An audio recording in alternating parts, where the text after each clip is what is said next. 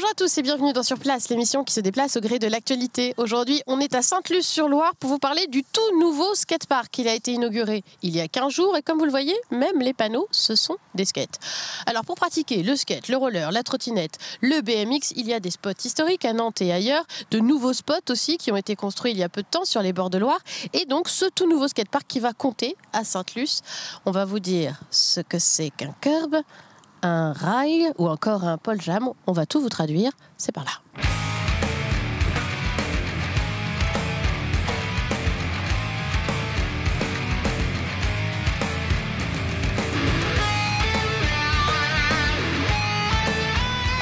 Je suis avec Laurent Daniel, bonjour. Bonjour. Vous êtes l'adjoint au sport de la ville de Sainte-Luce-sur-Loire. C'est vous qui avez coordonné ce projet de skatepark, qui l'avez supervisé.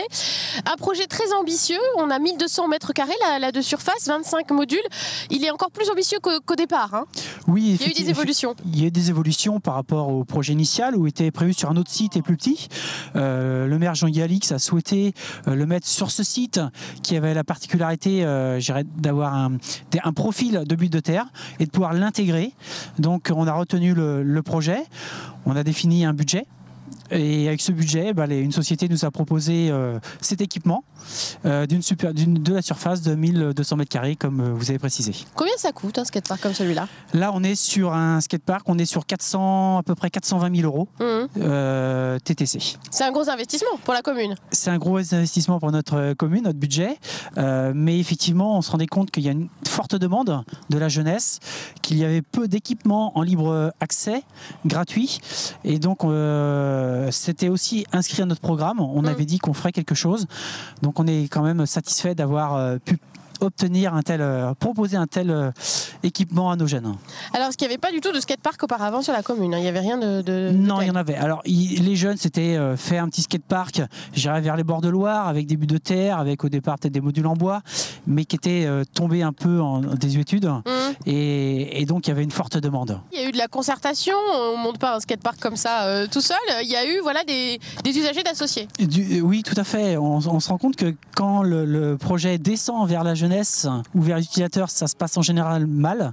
Donc on a souhaité effectivement faire un groupe de concertation avec des jeunes de la commune, mais également un peu plus experts qu'on n'a pas forcément chez nous, mais qu'on a pu trouver sur Nantes avec les associations Unity for Ride, Extension. Puis il faut venir jusqu'à Sainte-Luce, mine de rien. Alors on a la chance, effectivement, j'avais cette volonté de le faire en bordure du chronobus. On a la chance d'avoir un arrêt à 200 mètres, et donc beaucoup de jeunes de Nantes viennent en chronobus jusque-là, donc c'est très pratique. Le soir, en ce moment, vers jusqu'à 18h, il y a du monde, et le week-end, c'est rempli. Les familles, parce qu'ils viennent beaucoup en famille, parents, grands-parents. Évidemment, quand on fait un tel investissement, on s'interroge aussi sur sa durabilité, sur sa sécurité, à la fois pour les pratiquants, et puis voilà, qu'il n'y ait pas de dégradation. C'est quelque chose que vous avez pris en compte? Alors c'est quelque chose qu'on a pris en compte et qu'on a un peu imposé. On ne souhaitait pas avoir d'éclairage nocturne pour qu'il n'y ait pas de pratique, effectivement, en dehors des heures d'enseignement naturel, on va dire. Bien qu'il n'y ait pas trop de voisinage autour.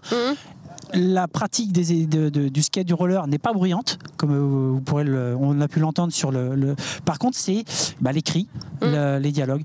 Donc, le fait que ce soit ouvert que la journée, ça limite l'impact. Après, effectivement, on souhaite qu'il y ait une autonomie sur cette sécurité, que les pratiquants eux-mêmes fassent quelque part la police envers des gens qui pourraient soit abîmer le skate, soit venir avec des engins motorisés. Vous disiez aussi, vous envisagez de mettre des caméras? Alors peut-être une caméra de vidéoprotection, c'est à l'étude, pour protéger effectivement les équipements, toujours vis-à-vis des dégradations que certaines personnes pourraient être mal intentionnées. Et ce serait à l'encontre de la jeunesse en fait. Voilà. Ce serait pénalisant pour nos jeunes.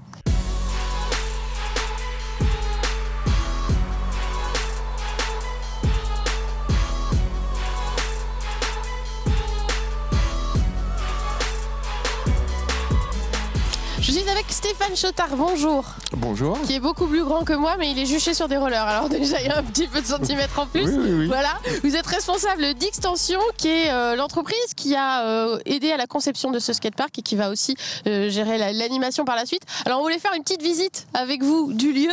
Donc on commence ici. Oui, on commence ici. Très bien. Donc là, on est plus dans une partie avec des petits modules, voilà, qui sont accessibles à un niveau débutant, vraiment, les tout premiers niveaux. Et donc là, on est plus dans des modules street. Street, parce qu'on peut voir qu'il y a des rambardes, voilà, qui représentent un petit peu les rambardes d'escalier qu'on peut trouver dans nos centres-villes. Donc street, ben voilà, c'est la rue. Donc là, c'est mieux aménagé, avec des plans inclinés pour pouvoir faire des sauts. Là où ils ont été très forts quand même, la commune de Sainte-Luce, c'est qu'ils ont mis des vrais hand-dry d'experts. Hand-dry, voilà. La rambarde d'escalier, mais avec de la longueur. D'accord. La longueur, on peut se positionner dessus, garder son équilibre et changer de figure. Là, on est sur encore du street, avec la rambarde d'escalier qui représente réellement le mobilier urbain, avec les marches, voilà, des marches qu'on peut sauter ou alors glisser sur la rambarde, avec 2 murets sur les extérieurs. Donc ça, c'est assez super. Et là, on monte d'un niveau. Tout à l'heure, on était sur un espace un peu plus débutant. Là, on est plus sur de l'expert, c'est plus engagé, il y a plus d'engagement, donc ça demande faut avoir faire un peu plus de pratique. Voilà, plus d'années de pratique. Et cette magnifique barre là qui fait 12 mètres de longueur, voilà, avec les 2 bancs, mais 12 mètres de longueur, c'est pareil, c'est exceptionnel. Toutes ces courbes à la base, donc les rampes, un bol, parce que là c'est un peu en forme de bol, il y a des corners, des coins arrondis.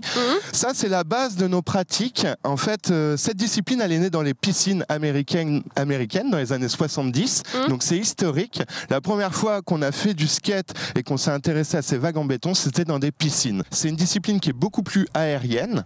Voilà, on s'élance beaucoup. Voilà, on fait beaucoup de figures aériennes sur ce genre de discipline.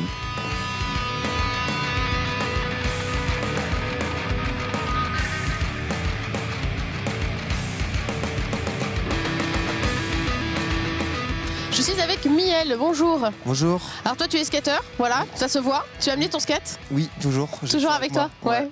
Ça fait longtemps que tu skates? Ça fait 15 ans, ouais. 15 ans. J'ai commencé vers à 7 ans et demi à peu près.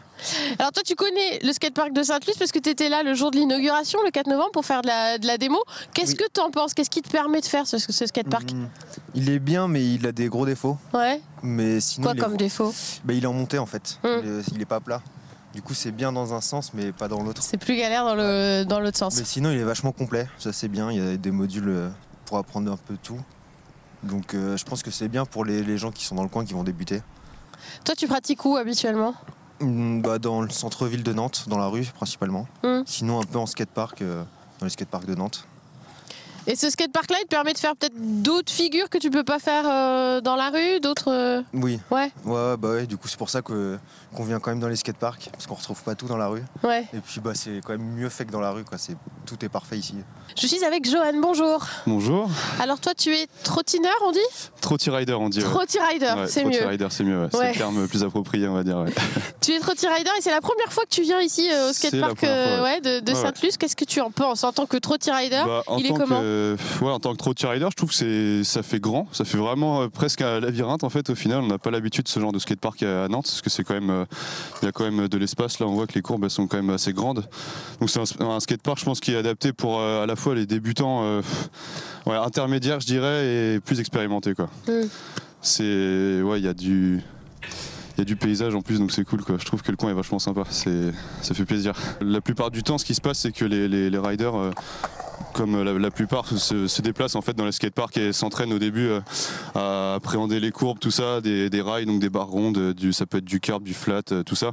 On commence en skatepark la plupart du temps, et après, plus on évolue et plus on va se diriger vers la rue, des modules street, des modules qu'on verra peut-être pas en skatepark. Quand on est plus à l'aise, on va s'aventurer dans la rue. Quand on est plus à l'aise, on essaye d'aller chercher notre propre style, tout ça, ce qui nous fait kiffer, quoi, dans la rue, quoi. La plupart du temps, c'est assez cool, quoi.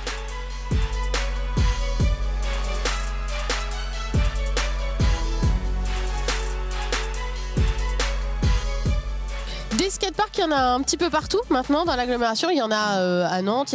Toutes les villes se dotent un peu de leur skatepark. Carquefou, Trélière. Qu'est-ce qu'il a vraiment en plus, celui-là, vous qui les connaissez bien, les différents skateparks?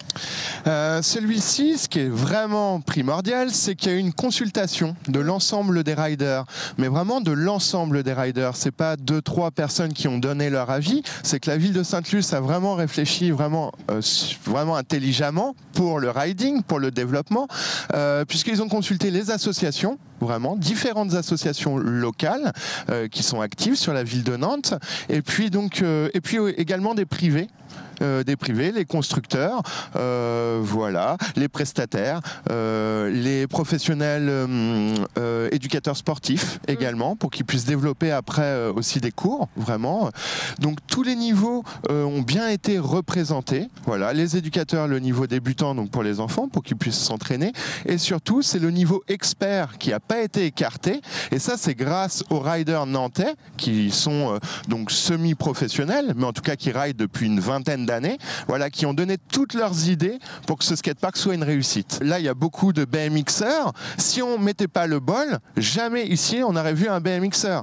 Voilà, on rajoute un bol, on va avoir, parce qu'il y a un spine, donc une forme vraiment de bol particulière, et ça va pouvoir rassembler des bikers, des BMXers qui vont venir s'entraîner sur ce spine. Donc maintenant, il y aura vraiment intérêt à venir à Sainte-Luce pour pratiquer plutôt que Nantes. Même pour les Nantais, ils vont venir ici? Eh bien, tout le monde vient ici. Ouais. Tout le monde déjà en soirée, tout le monde se retrouve. Voilà, début de soirée, là on est dans l'hiver, donc le soleil se couche tôt, mais tout le monde se rejoint. Voilà, les BMXers ont leur créneau, les skateurs se retrouvent aussi.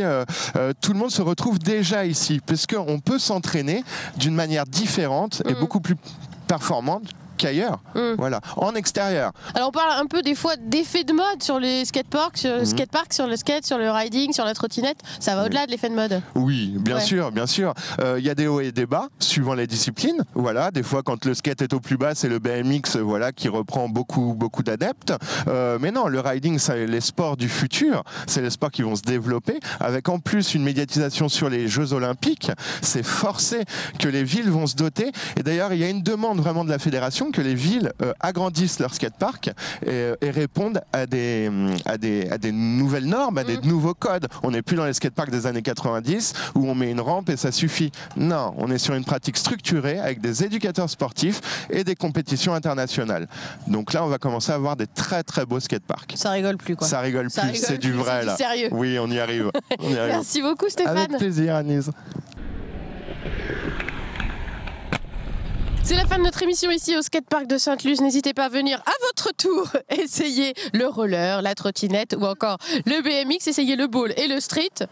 Vous allez vous faire plaisir. Excellente soirée sur Télé Nantes et à très bientôt. Tout le monde s'éclate. Ah la queue le. La skate.